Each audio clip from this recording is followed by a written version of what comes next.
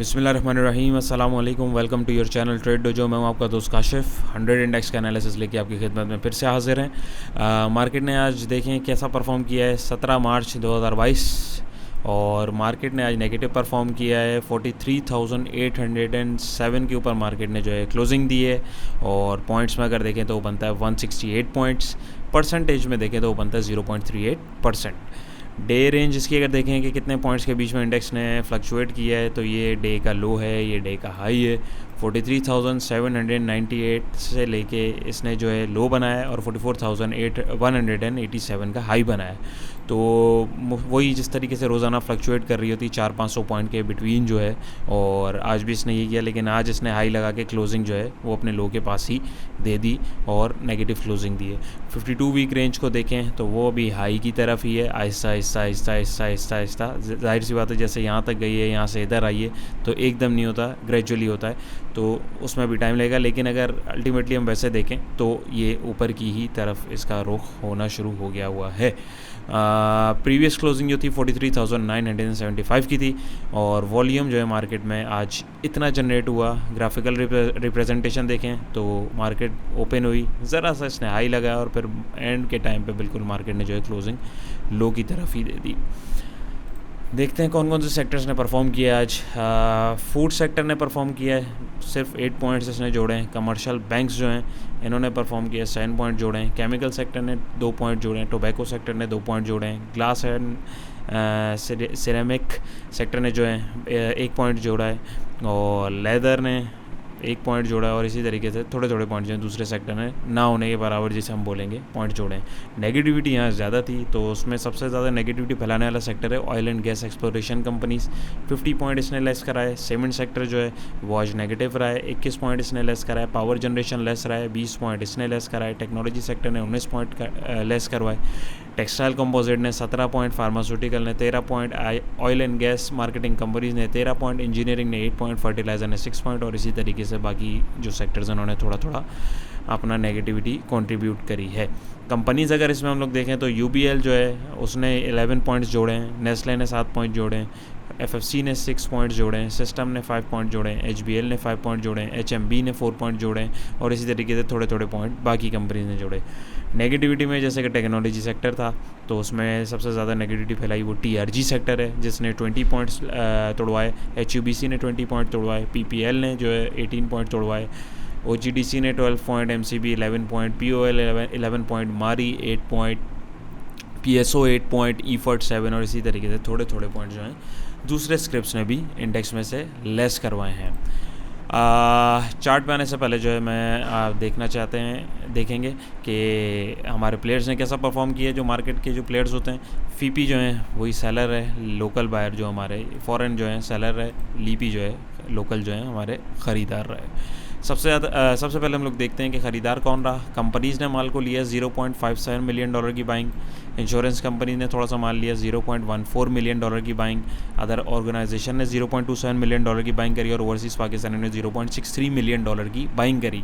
Negativity में देखें तो बैंक्स ने जो है 0.01 मिलियन डॉलर की सेलिंग करी है, जो कि ना होने के बराबर है, क्योंकि कल इनकी बाइंग बड़ी अच्छी थी। ब्रोकर्स ने 0.27 मिलियन डॉलर का माल बेचा है। फॉरेन कॉरपोरेट्स ने 0.92 मिलियन डॉलर का माल बेचा है। इंडिविजुअल्स हमारे जो है उन्होंने भी 0.39 मिलियन डॉलर का माल बेचा है, और म्यूचुअल फंड्स ने 0.02 मिलियन डॉलर का माल बेचा है। तो इसमें 1 2 3 4 प्लेयर जो थे वो बाइंग पे रहे। 1 2 3 4 5 सेलिंग पे रहे, और 1 2 जो हमारे एक फॉरेन इंडिविजुअल और एनबीएफसी, इन्होंने आज मार्केट में पार्टिसिपेट जो है वो नहीं किया है। अच्छा, एक चीज़ अगर इसमें हम लोग देखें तो जो हमारे बैंक्स हैं जिनकी बाइंग बड़ी अच्छी चल रही थी पिछले दिनों, जो थोड़ा थोड़ा एक्यूमुलेट कर रहे थे, बिल्कुल ज़रा सा माल उन्होंने सेल किया है। और आपके म्यूचुअल फंड्स हैं उन्होंने भी बिल्कुल ज़रा सा माल जो है वो सेल किया है। तो इतनी घबराने वाली बात नहीं है, लेकिन इसको मज़ीद हम लोग जो है चार्ट के ऊपर भी देखते हैं। तो ये हमारा वही चार्ट है जिसको हम लोग रोज़ाना एनालाइज़ कर रहे होते हैं। तो इस पर आज आपको एक नई चीज़ दिख रही होगी, वो है हमारा इंडिकेटर, एक बोलिंगर बैंड का। ये खोलने का मकसद क्या है मैं आपको भी दिखाता हूँ। तो इसको मैं ज़रा सा जूम इन करूँ तो ये देखिए, अब यहाँ पे सबसे पहले मैं इसको ऑफ़ करता हूँ, फिर आपको दिखाता हूँ। यहाँ पे अगर हम देखें तो ये हमारी कल वाली ही रेजिस्टेंस है 44,121 की। सबसे पहले तो उसने इधर रेजिस्टेंस जो थी इसकी कल हम लोगों ने डिस्कस भी किया था इसको कि ये इसके लिए काफ़ी रेजिस्टिंग पॉइंट रहा जहाँ से इसने रेजिस्ट किया। आज क्या हुआ, अल्टीमेटली मार्केट ने जो ओपनिंग दी वो कल की क्लोजिंग से ऊपर दी। इसने इसको हाई ड्रिल किया, देखें यहाँ पे विक छोड़ी हुई है, इसने ड्रिल किया लेकिन सस्टेन नहीं कर पाया और नीचे इसने जो है क्लोजिंग दे दी। टेक्निकली अगर इंडेक्स को हम देखें तो टेक्निकली इंडेक्स जो है अभी ऊपर की ही तरफ है। क्यों? क्योंकि इसमें 2-3 चीज़ें होती हैं, कुछ फैक्टर्स होते हैं जिनको हमें देखना होता है।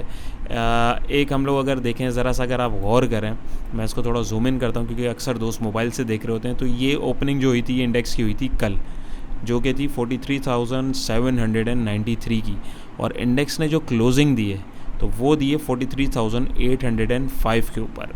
सपोर्ट ली है इसने यहाँ से, ये कैंडल स्टिक की जो सपोर्ट होती है, जो एकदम जो हमारे पास इंस्टेंट सपोर्ट और रेजिस्टेंस आती है कैंडल की, मैं उसकी बात कर रहा हूँ।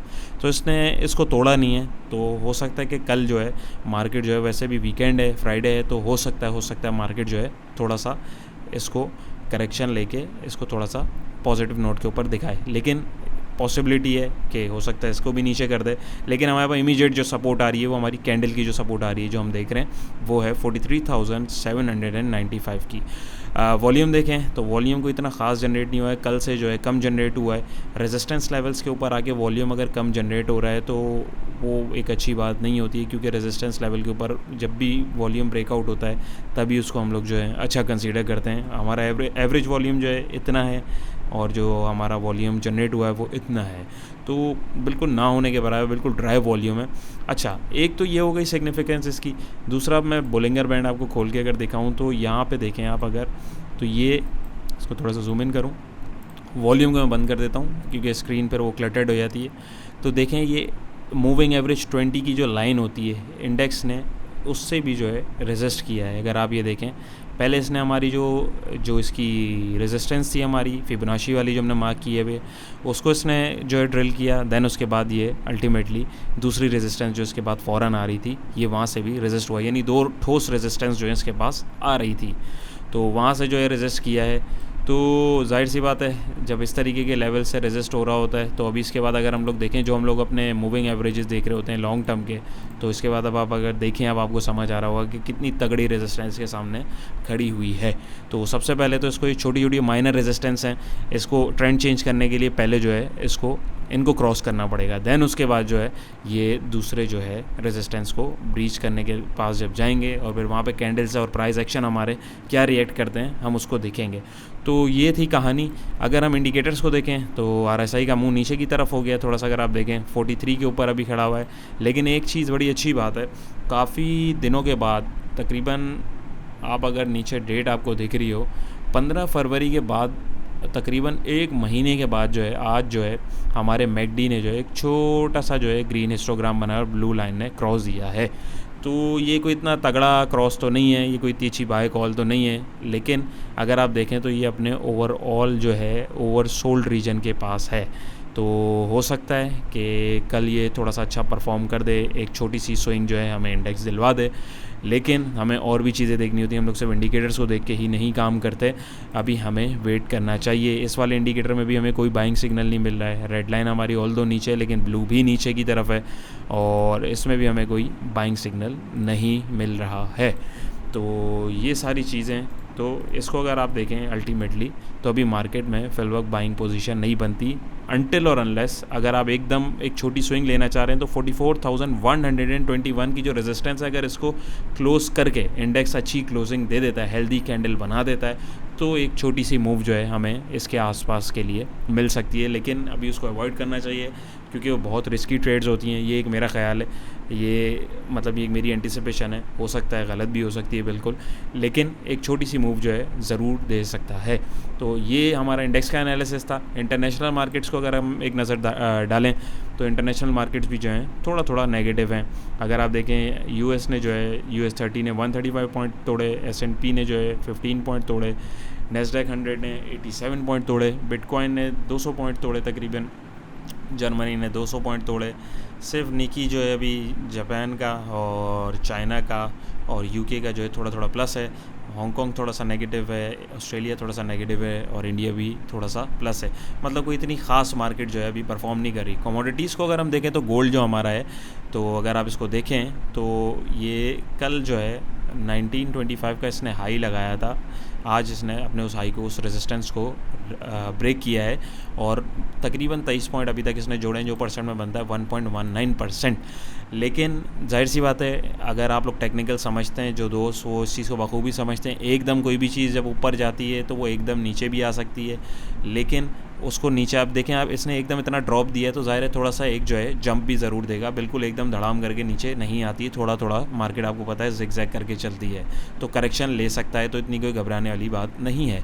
ऑयल को देखें, ब्रेंट ऑयल को देखें तो वो भी 100 प्लस चला गया है कल, जो कि आप देखें अगर इसको 98 के ऊपर क्लोज़ हुआ था। 8 पॉइंट तकरीबन 8.10 पॉइंट इसने जोड़े हैं परसेंटेज में, जो कि 8.26 पॉइंट बनते हैं। 106 के ऊपर भी फिलहाल ये ट्रेड कर रहा है। और WTI ऑयल देखें 102 पॉइंट के ऊपर इस वक्त ट्रेड कर रहा है। 7 पॉइंट तकरीबन इसने जोड़े जो परसेंट में बनता है 7.30%। इसका भी चार्ट देखें तो काफ़ी नीचे नीचे नीचे नीचे, ऑल दो रुख इसका नीचे की तरफ ही है, लेकिन थोड़ा सा करेक्शन जो है वो ली जाती है। कोल को देखें तो कोल भी जो है थोड़ा सा नीचे की तरफ आया। आप इसका चार्ट देखें, ये नीचे की तरफ ही है, लेकिन थोड़ा सा इसने आज इसको अपने आप को थोड़ा सा करेक्ट किया है। 8 पॉइंट इसने जोड़े हैं और परसेंटेज में जो बनता है 2.58%। तो ओवरऑल ये सारा जो है सिनेरियो है, ये सारी चीज़ें हैं। और अभी रशिया यूक्रेन वाला मामला भी जो है आहिस्ता आहिस्ता वो सॉल्व होने की तरफ ही है। और हमारी जो पॉलिटिकल मामला चल रहे हैं, जो पॉलिटिकल अनस्टेबिलिटी है, अभी हमें इसका वेट करना चाहिए। अभी मार्केट का ट्रेंड जो है बस किसी ट्रिगर का वेट कर रहा है, तो अच्छी उसकी उम्मीद रखनी चाहिए कि हमें जो है पॉजिटिव जो है कोई न्यूज़ अगर मिल जाती है तो इंडेक्स जो है वहाँ से अपना ट्रेंड जो है चेंज कर लेगा। तो ये मेरा ख्याल था जो आप लोगों के साथ मैंने शेयर किया। आप लोगों को क्या लगता है? आप लोग अपनी कीमती राय का इज़हार जो है कमेंट सेक्शन में करें। तो आई होप आपको आज का एनालिसिस समझ में आया होगा, पसंद आया होगा। तो दुआओं में याद रखिएगा, अपना बहुत सारा ख्याल रखिएगा। इंशाल्लाह फिर अगली वीडियो मुलाकात होगी। अल्लाह हाफ़िज़।